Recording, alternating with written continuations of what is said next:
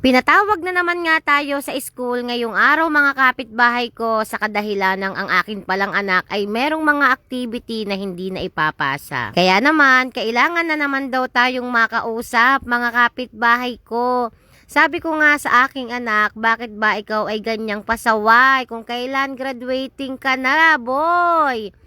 Kaya naman kahit mainit at madami akong ginagawa, nandito na naman tayo sa Balayan National High School, kung saan nag-aral at nagtapos ang inyong kapitbahay. Buti nga ay pinapasok na tayo ng gwardiya dito sa loob.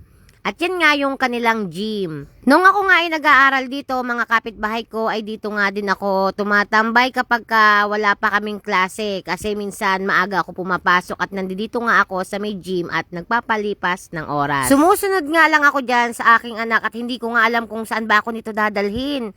At dito nga sa bahaging ito ay dito yung room ng aking anak. At hindi niya alam na binibidyohan ko na siya. Yung isa niyang kaklase ay nakita nga agad ako. Tapos si Ining nga ay hindi agad ako napapansin. Pero nakailang video na ako sa kanya bago niya ako napansin. Kaya ayan naman, tumungo na tayo dito sa aking anak na lalaki. At ayan, pagpasok mo pala dito mga kapitbahay ko ay nandito yung mga teachers. Hindi ko na nga lamang binidyohan dahil syempre baka nga hindi pwede. At hindi na nga rin ako nagpaalam. At yung pintuang ayan mga kapitbahay ko, dyan ako nanggaling. At straight niyan, paglabas mo dyan ay pintuan ulit. Paglabas mo ulit ay pintuan ulit. Walang katapusang pintuan. At dito nga sa kabilang bahaging ito mga kapitbahay ko ay pintuan pa rin yan. Sumunod, pintuan ulit yan. Bali, ilang pintuan yan, straight yan mga kapitbahay ko.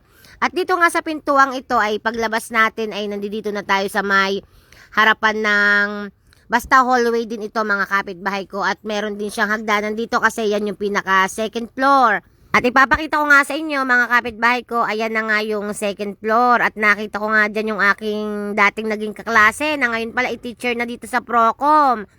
At base sa aming pag-uusap naman ng teacher ng aking anak ay okay na naman dahil nagawa na niya yung kanyang mga activity. At tumigil nga muna ako dito sa may gym dahil iniintay ko na din yung aking anak na babae. Kasi ng mga oras na yan ay lalabas na rin ang aking anak na babae. Kaya sabi ko ay hihintayin ko na para sabay na kaming umuwi. At yan nga yung mga kaklase ng aking anak, mga binata na talaga.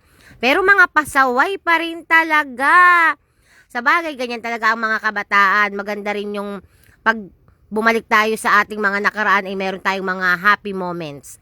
Kaya hanggang dito na lamang ang aking video dahil nalobat na ako at hindi ko na nga na-videohan na lumalapit sa akin ang aking anak. So, maraming salamat. Sa susunod ko po ulit na video, sana ay huwag kayong manawa. Maraming salamat.